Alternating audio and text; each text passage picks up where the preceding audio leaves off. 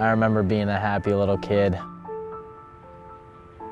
We never had a whole lot. My imagination really kept me entertained. My dad wasn't home very much. He was working a lot. My mom, when she was home, it seemed like she was sleeping, not really paying much attention to us. The majority of the time, there was a lot of fighting. Mom screaming at dad, the other way around. They called me down into the conference room at my elementary school in about 3rd grade. I thought I was in trouble, and they said, "Oh no, this is, Native American class." From there, that was the start of my journey in the Enumclaw School District, learning more about my culture, more about my heritage. It wasn't an easy battle. It came with a lot of bullying and a lot of harassment. There was a moment during middle school when Kathy Calvert called me into her office. She was the Native American program coordinator at the school. She sat me down and said, "Jordan, I see potential in you, and you're not doing the best that you can. You're a smart kid." Jordan just has such an inquisitive mind. He was always asking really unique questions when he was even a little guy. Then when he entered middle school, he was getting straight A's with little effort. That's when I started having discussions with him. And I said, "Jordan, you need to think about going to a university." He'd say, "Do you really think I can go to college?" And I'd say, "Jordan, I know it. I know you can do this." My dad's always been a very hard worker. He did landscaping for a number of years. He got injured when I was in 7th grade. I switched over to the pressure washing side of the company. I'd been doing it for overtime work.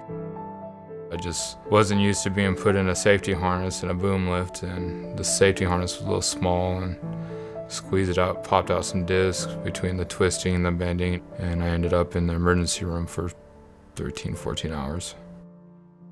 My relationship with my wife was already pretty rocky as it was, but once I got injured, she kind of took it as a way for her to move on.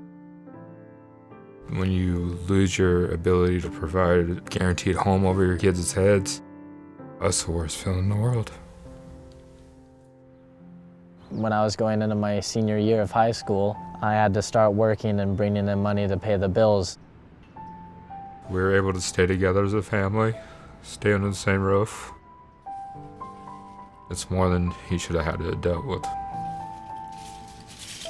Work and school became my life. When it got hard and when I was discouraged, I just reminded myself that what I was doing was providing not only for myself, but for my father and for my sister.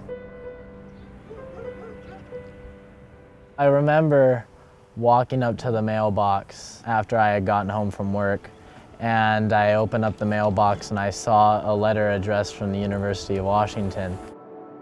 My jaw dropped. I was filled with this unexplainable feeling of excitement that was overwhelming. The only thing that kept popping up in my head was, how am I going to pay for this? I was ecstatic when Jordan was invited to UW.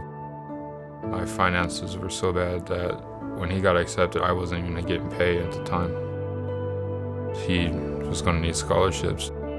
Later down the road, my award was actually revised, and I got the Costco Diversity Scholarship. Then I saw the award amount, and at that moment, I realized everything was covered.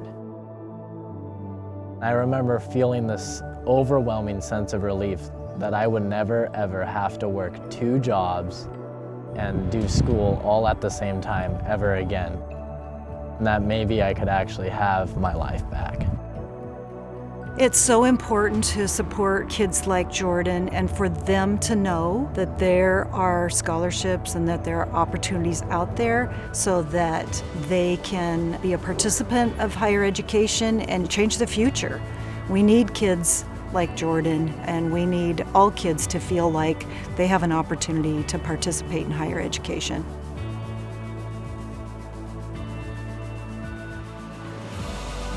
Life now is pretty fantastic, to be honest.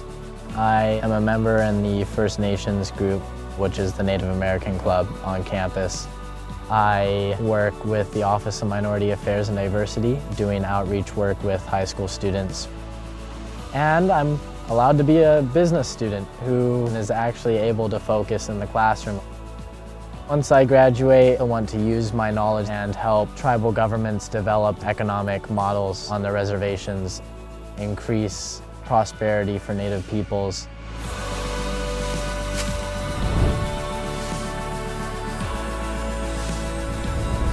Through everything, I've learned that if you hold on to hope and you believe in yourself and your abilities, the right people will come along and help you. You just have to be patient.